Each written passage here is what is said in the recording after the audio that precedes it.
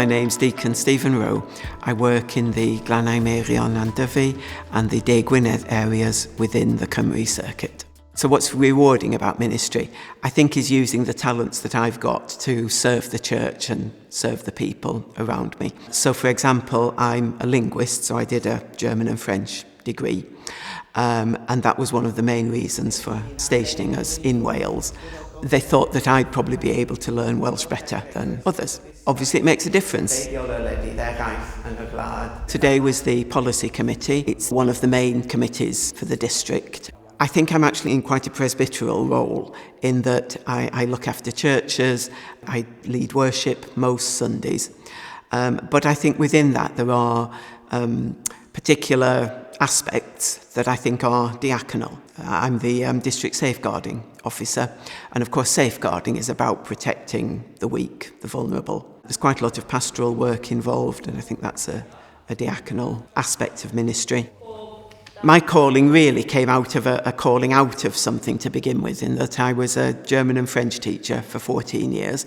My wife and I decided that I'd had enough of that, so it was what to do next. It was Angela, my wife, who saw an advert in the Methodist Recorder for a lay worker, so I applied for that and got that. And I suppose it was when it was coming to the end of the time as a lay worker that I thought, well, again, what do we do next?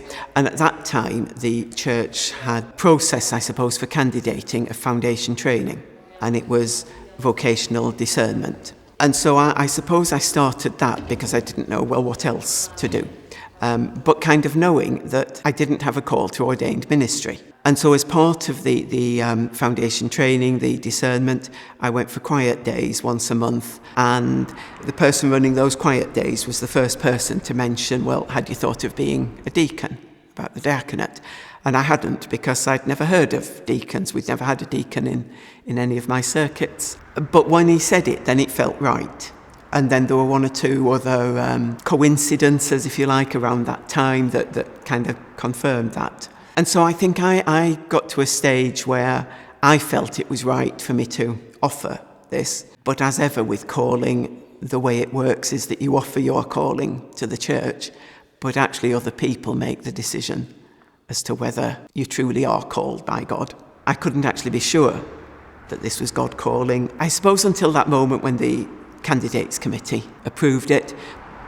I think my immediate hopes really is to try and keep helping the churches to connect with the communities around them, to help Methodist Church in Wales to be part of the bilingual society that we're part of.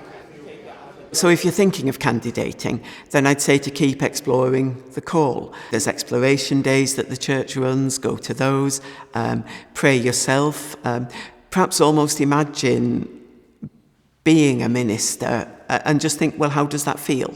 Very often when people go to Candidates Committee, they think in terms of being accepted or rejected. And I'd encourage people to see it in terms of a joint exploration, discernment of where God's leading. And if the decision is that the path to ordained ministry is not where God's leading, then to accept that. And if it is that direction, then to follow it. You're not here as an ordained minister because you're good enough. If you are good enough, it's because God's made you worthy, but with the support and with the backing and the affirmation of the church.